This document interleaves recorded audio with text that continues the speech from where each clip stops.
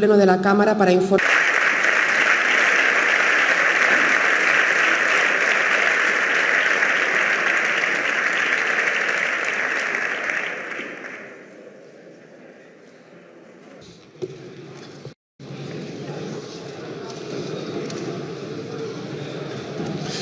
Buenos días, presidenta, señorías.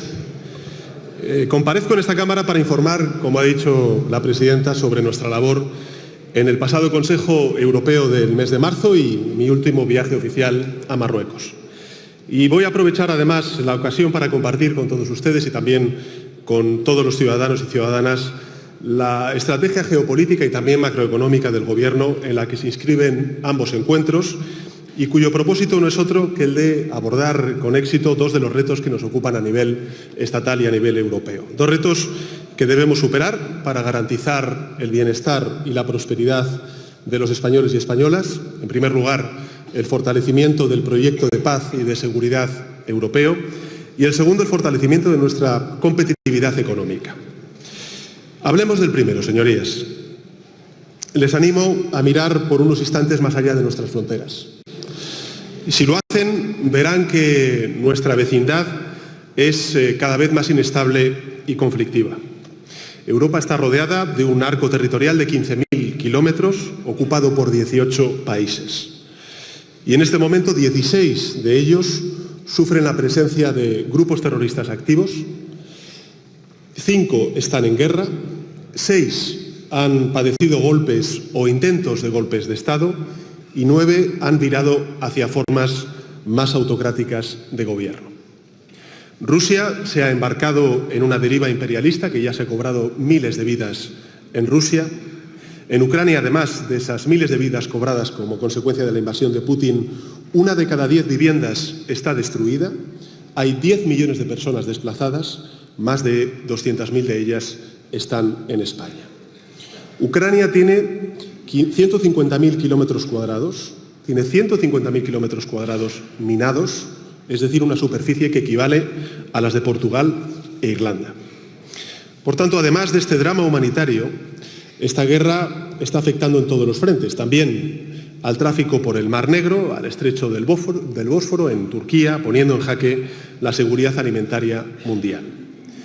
Y mientras, la miseria y la violencia siguen azotando otros países, Siria, por ejemplo, un país en el que han muerto ya más de 500.000 de personas y donde el orden natural se ha invertido. Allí no son los hijos quienes entierran a sus padres, sino que son los padres los que entierran a sus hijos. Y más al sur, en Líbano, en Israel y en Palestina, se está produciendo uno de los desastres humanitarios más deplorables de este siglo, en el que, además de los más de 33.000 muertos en Gaza, cada día 1 millón de civiles inocentes pasan hambre, 500.000 de personas sufren ansiedad o depresión y diariamente, señorías, 10 niños pierden una pierna, un brazo, a menudo amputados, sin anestesia. La respuesta absolutamente desproporcionada del gobierno israelí al ataque terrorista de Hamás está echando por tierra décadas de derecho humanitario y amenaza con desestabilizar a Oriente Medio y, en consecuencia, también a todo el mundo. En cierto modo, esto ya está ocurriendo, señorías. En Yemen, los hutíes bombardean los cargueros que cruzan el Mar Rojo y esto está provocando un aumento de las fricciones regionales. Ha hecho que el tráfico en el canal del Suez caiga un 50%, lo que a su vez ha triplicado el coste de transportar mercancías de China a Europa, algo que está repercutiendo en los precios que pagamos todos los europeos y, por tanto, en la competitividad de nuestras empresas. Como hemos manifestado desde el pasado 7 de octubre, estamos, por supuesto, pidiendo a las partes implicadas en este conflicto que cese el alto, o mejor dicho, que cese la violencia, que haya un alto el fuego permanente. Condenamos los atentados terroristas de Hamás y, por supuesto, exigimos la liberación inmediata e incondicional de los rehenes aún capturados por Hamás. Y, evidentemente, lo que pedimos es una ayuda humanitaria proporcional al desastre humanitario que se está viviendo en Gaza. Si miramos a nuestra vecindad sur, señorías, la situación es igualmente preocupante. El Sahel experimenta una etapa de inestabilidad sin precedentes. En los últimos 2 años ha habido más golpes de Estado en esta región que en toda la década anterior. Chad, Níger, Burkina Faso, Mali, Guinea están ahora en manos de juntas militares y viven bajo el yugo de la amenaza yihadista. Solo en el año 2023, señorías, hubo más víctimas por atentados terroristas en estos países que en Pakistán, en Siria y en Afganistán juntos. Y mientras, 13 millones de personas han tenido que huir de sus hogares para escapar del hambre o de la violencia, de la miseria o de los efectos del cambio climático o de todo a la vez. Esta es, señorías, la realidad geopolítica que rodea a Europa. Y la describo no para causar alarmismo, sino para que seamos conscientes de cuáles son nuestros retos como país y de cuáles deberían ser nuestras prioridades en España y en Europa. El Gobierno las tiene claras, señorías. Por eso, desde el primer día, venimos desplegando una política exterior ambiciosa y coherente en Ucrania, en Oriente Medio y también en el norte de África. Una política exterior comprometida, también solidaria, que está ayudando a las diferentes regiones, elevando el perfil internacional de España, reforzando nuestro perfil europeísta y también multilateralista y contribuyendo de forma clara a la seguridad y al crecimiento económico de nuestro país. Fue bajo la presidencia española cuando la Unión sentó las bases de los instrumentos necesarios para apoyar militar y financieramente a Ucrania en su lucha contra la crueldad de Putin, una guerra en la que, recordemos, está también en juego, en buena medida, el espacio de libertades y de democracia que representa Europa. Fuimos también nosotros quienes, desde los primeros compases del conflicto en Gaza, exigimos a Bruselas que propusiera un alto el fuego permanente en la franja, quienes reivindicamos la apertura inmediata de los corredores humanitarios y también, lógicamente, el mantenimiento y el apoyo a UNRWA, quienes propusimos la celebración de una conferencia internacional de paz y quienes defendimos la solución de los dos estados como la única vía para que israelíes y palestinos puedan coexistir en paz y con seguridad. Muy pocos nos acompañaron entonces, incluso algunos líderes, tanto en España como en Europa, aún hoy se ponen de perfil. Pero afortunadamente la mayoría de los Estados miembros han abierto los ojos, se han sumado a nuestra posición, como quedó claro y además manifiesto en las conclusiones del último Consejo Europeo. También está abriéndose paso, afortunadamente, nuestro llamamiento al reconocimiento del Estado palestino. El mes pasado me reuní con los primeros ministros de Irlanda, de Eslovenia, de Malta, para impulsar este trascendental paso. Y como ya anunciamos ayer, en las próximas semanas daré continuidad a este esfuerzo con una ronda de visitas y además llamadas a líderes internacionales. Y lo haré, señorías, porque es lo justo, porque así lo demanda la mayoría social, porque además también es en el interés geopolítico de Europa y porque la comunidad internacional no podrá ayudar al Estado palestino si no reconoce su existencia. España, señorías, está preparada para reconocer al Estado palestino.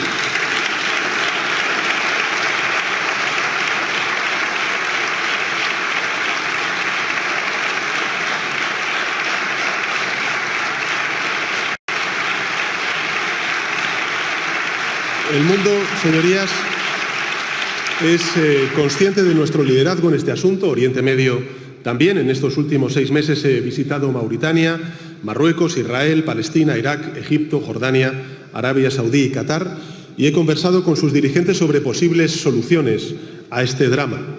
En todos estos viajes he podido constatar el enorme respeto y la gratitud que sienten estos países hacia España, al vernos como un actor coherente, constructivo, que está sirviendo de puente entre culturas, apostando por la paz, ayudando a quienes no tienen voz, como declaró el representante de UNRWA cuando visité el campo de refugiados de Jabab al-Hussein en Amán. Estos puentes son más necesarios que nunca, señorías, para salvar vidas, pero también para garantizar la estabilidad y la paz de la región, que tiene un impacto directo sobre nuestra seguridad, sobre nuestra economía e incluso también sobre nuestra cohesión social. No en vano, conviene recordar que en el año 2023 España exportó más a Oriente Medio que a China. También estamos desplegando una política decidida en el Magreb y en el Sahel, 2 áreas de vital importancia para Europa en las que España es ya uno de los actores comunitarios más activos y respetados. En estos últimos meses hemos apoyado desde el Gobierno la firma de acuerdos estratégicos de la Unión Europea con Egipto, también con Túnez.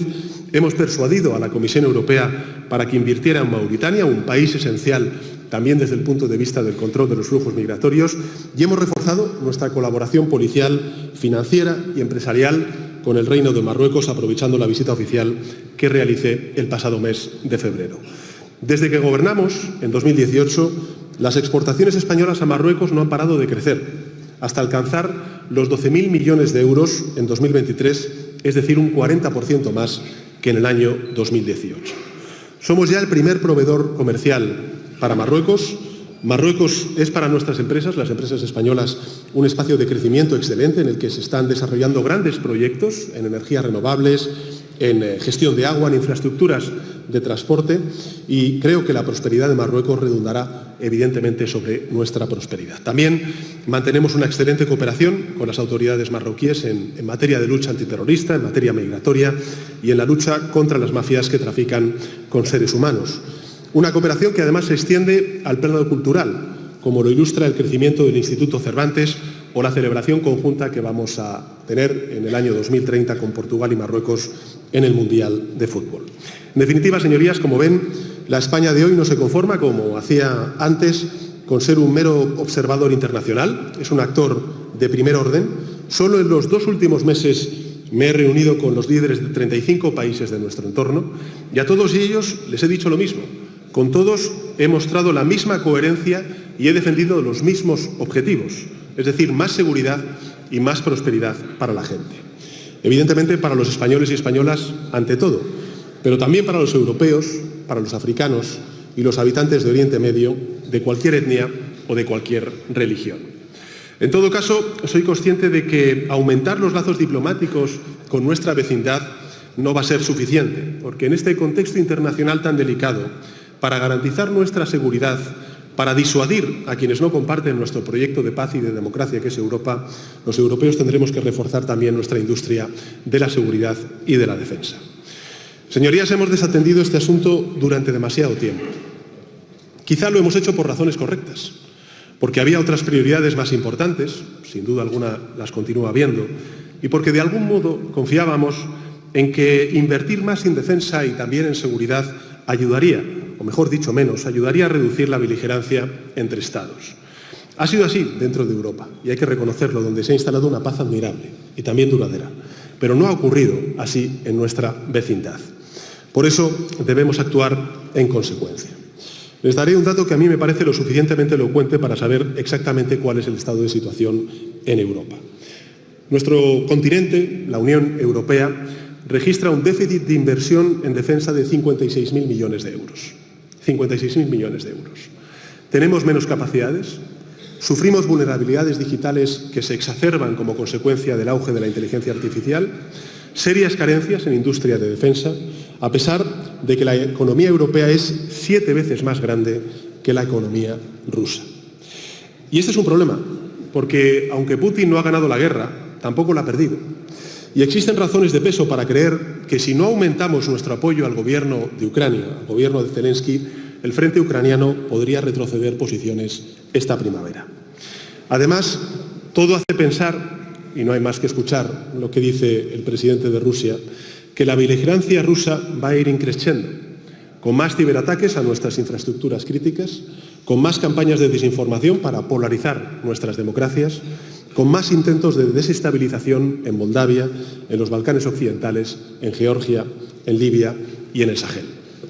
Y para hacer frente a estas amenazas, en los últimos consejos europeos, los 27 Estados miembros hemos acordado distintas cuestiones, distintas políticas que me gustaría compartir con todos ustedes. Hemos acordado dedicar 5.000 millones de euros adicionales a apoyar a Ucrania, lanzar un nuevo programa de desarrollo militar dotado con 1.500 millones de euros y fortalecer la industria europea de defensa de aquí al año 2030 con más inversión, con más compras conjuntas y con más producción doméstica. Y, señorías, yo apoyé estas medidas porque lo exige la coyuntura y también porque cuentan con la aceptación de la inmensa mayoría de los ciudadanos, un 79% de los españoles y españolas, tal y como muestra el Eurobarómetro. Y también apoyaré que se estudie la creación de bonos para financiar bienes comunes europeos, como el clima, como la tecnología y, lógicamente, también como la seguridad y la defensa. Los españoles deben estar seguros de que el objetivo no es escalar el conflicto, ni tampoco convertir la economía europea, como dicen algunos, en una economía de guerra. Europa no necesita transformar una parte sustancial de su tejido productivo ni alterar la vida de sus ciudadanos para hacer frente a la amenaza de Putin o satisfacer sus necesidades evidentes de seguridad. De lo que se trata, señorías, es de aprovechar el impulso actual que requieren la asistencia a Ucrania y también nuestros compromisos con la OTAN para modernizar, para reforzar nuestras capacidades de defensa, una tarea, insisto, que lleva pendiente demasiado tiempo. Y tenemos que hacerlo de forma coordinada, también inteligente, apostando por la reindustrialización y la innovación, la mejora del capital humano, el desarrollo de nuevas tecnologías que sirvan para mejorar la vida de la gente, como ya ocurrió, por cierto, con las tecnologías que nacieron del esfuerzo militar en el siglo XX, como es el GPS o Internet. Desde el inicio de la invasión, señorías, en Ucrania, siempre he practicado y he exigido también a nuestros aliados y a las instituciones comunitarias rehuir la escalada verbal. Esto es, ni terceras guerras mundiales, ni hacer de Europa una economía de guerra, ni soldados sobre el terreno. Siempre he pensado, señorías, que este tipo de retórica es falaz y además contraproducente, porque infunde un miedo inútil en nuestros ciudadanos y ciudadanas y porque da por hecho una escalada bélica que a todas luces es indeseable y además es evitable. Como he dicho al principio de mi intervención, la situación es delicada, no hay duda, pero Europa y el mundo ya se enfrentaron a situaciones más tensas en el pasado y lograron esquivar el desastre. Y yo estoy convencido de que con voluntad, con proporcionalidad y con buen hacer podemos lograrlo de nuevo. Y eso es precisamente lo que ha defendido España y su Gobierno en todos los foros en los que estamos presentes, ya sea la Unión Europea, Naciones Unidas o la OTAN. Voluntad, proporcionalidad y buen hacer. Evidentemente, señorías, no somos ingenuos. Somos plenamente conscientes de la situación. En España no se escuchan los bombardeos rusos, como sí se escuchan en las ciudades fronterizas al conflicto. Pero sí escuchamos las voces de nuestros hermanos europeos que nos piden ayuda. Y estamos respondiendo a esa llamada. Porque es nuestro deber. Porque nuestra profunda convicción europeísta no se limita a reivindicar la unión, que es lo fácil, sino que nos lleva a actuar juntos, que es lo difícil y lo que cuenta. Sabemos de los riesgos y de los peligros que nos acechan, de la beligerancia de Putin, de la persistencia del yihadismo, de la inhumanidad de algunos gobiernos, de la asertividad y de la eficacia de las nuevas acciones híbridas. Sabemos que Europa no puede conformarse con adaptarse a la realidad geopolítica, sino que debe influir en ella para defender sus intereses, también sus valores, que son, en definitiva, los intereses constitucionales y los valores constitucionales como la democracia, la paz y el progreso. Y sabemos, por cierto, que para eso necesitamos contar con las mismas cartas que tienen otras potencias, aunque solo sea para no tener que usarlas. Necesitamos, señorías, reforzar nuestra capacidad de disuasión, esto es evidente, no para ser temidos, no para arrastrar al mundo a ninguna carrera armamentística, sino para ser respetados, para poder proteger ese gran proyecto de paz, de democracia y de libertad que es Europa.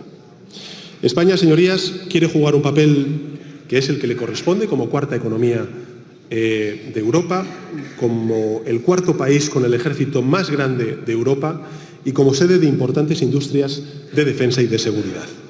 Por tanto, debemos continuar aumentando nuestra inversión, mejorar la coordinación de nuestras Fuerzas Armadas con los de los Estados miembros, apoyar las iniciativas de la Comisión Europea al respecto. Y no les quepa duda de que al mismo tiempo vamos a seguir apostando, como hemos hecho desde el principio, por la diplomacia y por la paz. Recorriendo nuestra vecindad, desde Ucrania hasta Mauritania, promoviendo, por ejemplo, la fórmula de paz impulsada por el presidente Zelensky ucraniano, trabajando por el reconocimiento mutuo de los dos Estados, del israelí y del palestino, y la celebración de una conferencia internacional de paz, asistiendo a los actores pacificadores que aún quedan, pocos, pero quedan en el Sahel, y defendiendo la democracia allí donde exista, porque es precisamente la degradación de la democracia lo que explica en buena medida la inestabilidad geopolítica que experimenta nuestra vecindad. Vamos a seguir reivindicando una Unión Europea abierta que fomente el comercio y la cooperación entre países. Vamos a auspiciar el entendimiento entre Occidente y el mundo árabe Y vamos a aumentar nuestra cooperación al desarrollo, defender una política exterior feminista y promotora de derechos humanos, como hemos hecho desde el inicio de la legislatura. Vamos a cumplir con la Agenda 2030, con nuestros compromisos climáticos, y vamos a reforzar nuestro sistema multilateral, albergando, entre otras, una importante cuarta Conferencia Internacional de Financiación para el Desarrollo en el año 2025. Y lo vamos a hacer porque pensamos que esos son los instrumentos que van a permitir garantizar la estabilidad y la prosperidad en nuestra región. Y porque son esos los instrumentos que mejor encarnan la tolerancia, la solidaridad y el pacifismo del pueblo español. Nosotros no solo defendemos España, señorías. Sabemos que el mundo en el que vivimos está absolutamente interconectado, por lo que todo lo que pasa en él nos afecta. Recordemos el COVID y la pandemia. Nosotros defendemos Europa y el orden internacional basado en los principios fundamentales de la Carta de Naciones Unidas, pues ese es el orden al que ha dado a nuestros ciudadanos el mayor periodo de paz y prosperidad en los últimos 2000 años. Por tanto, aprendamos de la historia, señorías. La mejor forma de ganar las guerras es evitándolas y, por tanto, la paz es el horizonte en el que trabaja el Gobierno de España.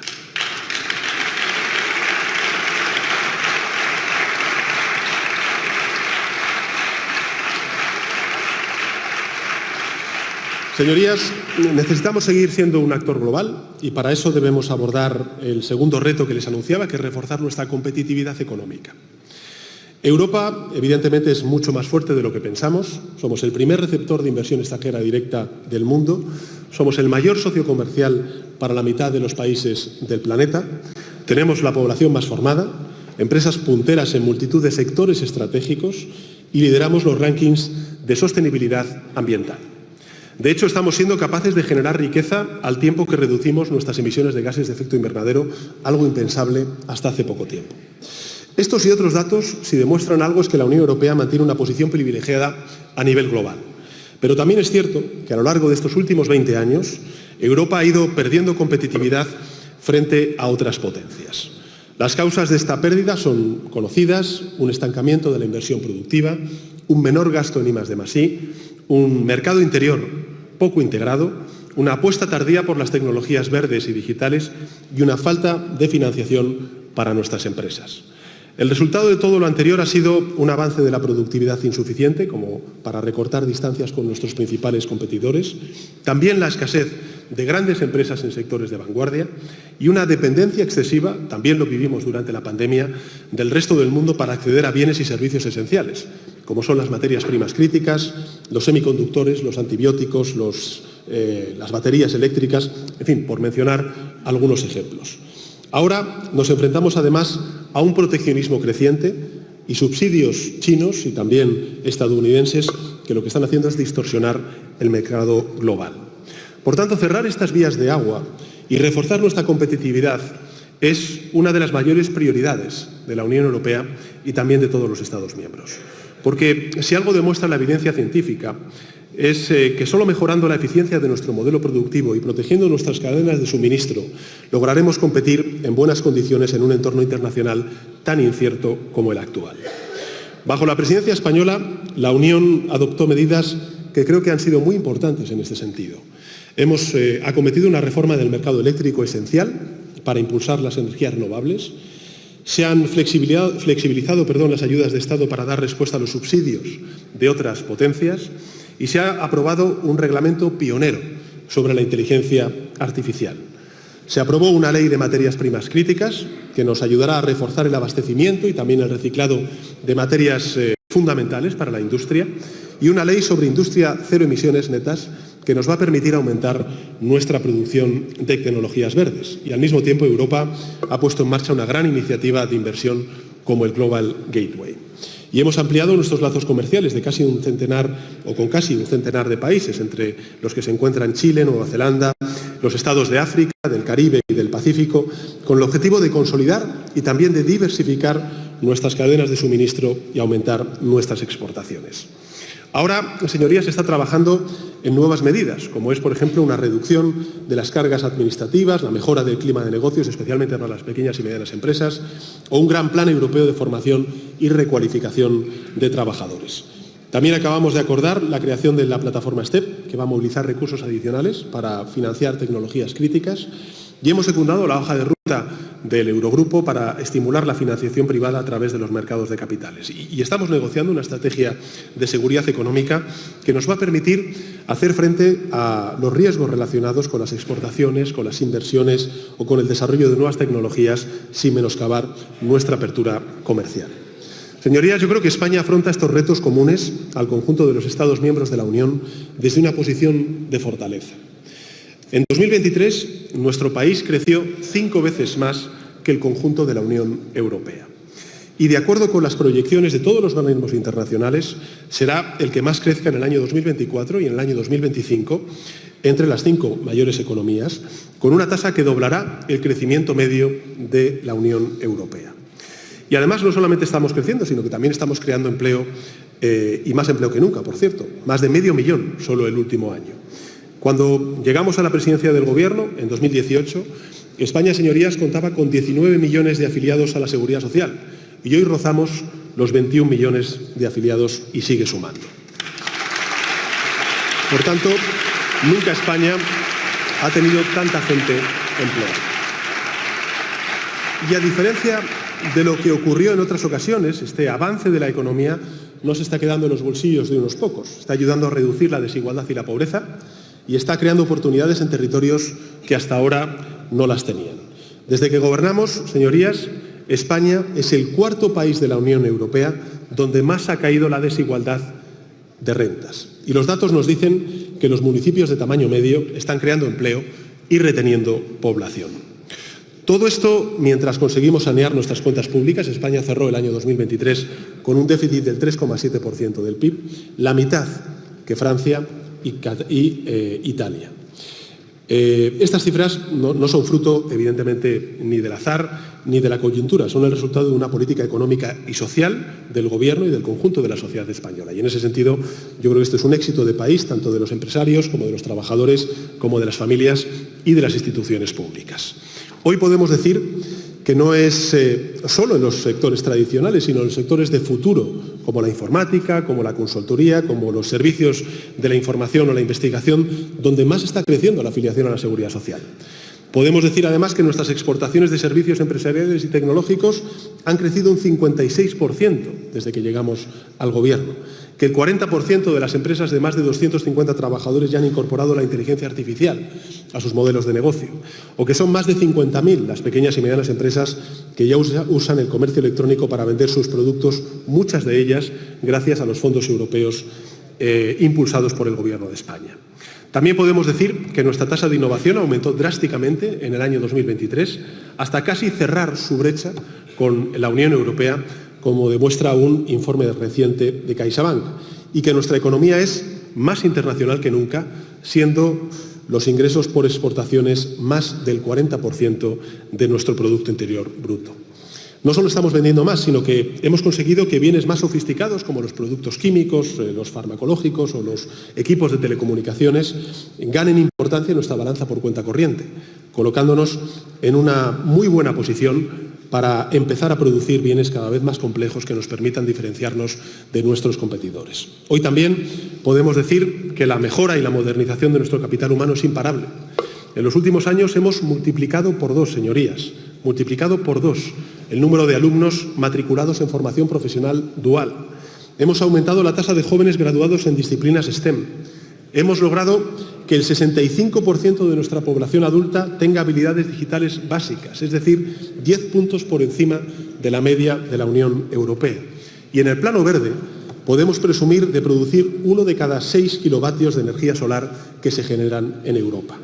De que en nuestro país haya ya más de 500.000 de empleados ligados a la transición ecológica, que hace años no existían. Y de tener una de las energías más baratas de la Unión Europea, algo que nos está dando una ventaja competitiva e inmensa a nivel global. Como declaró recientemente el comisario europeo de Asuntos Económicos, Paolo Gentiloni, la economía española está en mejor forma que la del resto de la Unión Europea. Pero no solamente está funcionando mejor hoy, también se está transformando para funcionar mejor mañana. Así lo reconocen los grandes organismos internacionales, señorías. los mercados financieros y también los inversores extranjeros, que han elevado su apuesta por España y han invertido en estos últimos 5 años un 49% más, repito, un 49% más de lo que se invertía antes de que llegáramos al Gobierno. Los empresarios españoles también se muestran optimistas con el futuro de sus negocios. Según una encuesta reciente de la COE, un 78% de las empresas juzga su situación económica como buena y prácticamente la mitad consideran que mejorará el próximo año. Evidentemente, no todo es perfecto, la tarea no está terminada, al contrario, aún queda mucho por hacer, aún tenemos que alcanzar el pleno empleo, cerrar las brechas de desigualdad, promover la participación femenina en la vida económica y empresarial del país, impulsar la ciencia y la innovación, recuperar el poder adquisitivo que se llevó la inflación por delante a mucha de la clase media y trabajadora de nuestro país, escalar nuestras empresas, mejorar el acceso a la vivienda, particularmente de las familias jóvenes y de los jóvenes, y lograr que las oportunidades lleguen a todos los ciudadanos y territorios. Aún quedan, en consecuencia, muchas injusticias que corregir, nuevas cotas de bienestar que conquistar, sin duda alguna. Por eso, creo que es esencial, señorías, que afiancemos la orientación emprendida por parte del Gobierno de 6 años a esta parte.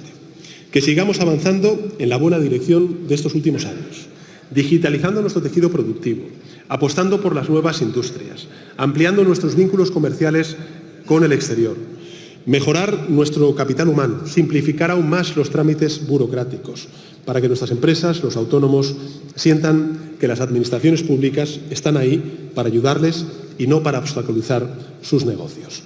Y debemos hacer todo esto sin dejar a nadie atrás, ayudando a que también las pequeñas y medianas empresas, las startups, los trabajadores autónomos se modernicen, crezcan y a que los trabajadores y trabajadoras más vulnerables se formen y a que los sectores más expuestos al cambio climático y a la disrupción digital puedan adaptarse y seguir siendo competitivos. Porque la prosperidad solo es justa cuando es compartida. Señorías,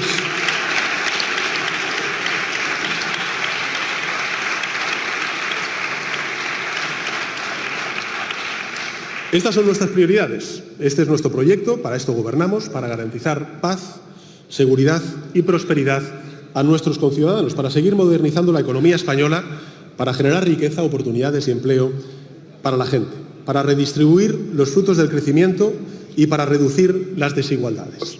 Sabemos cómo hacerlo. Tenemos un plan para lograrlo y unos resultados positivos que nos avalan y que nos animan a seguir este trabajo.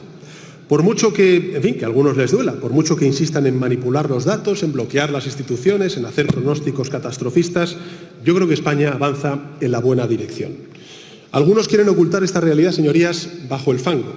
Quieren ocultar los buenos resultados del Gobierno y su ausencia, por cierto, de proyecto político bajo el ruido, la calumnia y la crispación. En fin, están usando las ya conocidas técnicas trumpistas y bolsonaristas, las de una internacional ultraderechista que trata de debilitar nuestra democracia, intoxicar el debate público, tal y como ocurre en otras muchas democracias del mundo. Y yo reconozco que es difícil luchar contra ellas, pero los ciudadanos tienen mi compromiso de que lo vamos a hacer. Y deben saber, además, que al mismo tiempo vamos a seguir trabajando para resolver sus problemas y que España siga avanzando. Porque detrás de la cascada de fango que a menudo ven los ciudadanos en sus pantallas, hay y seguirá habiendo un Gobierno y un Estado trabajando, con un proyecto claro y completo de país,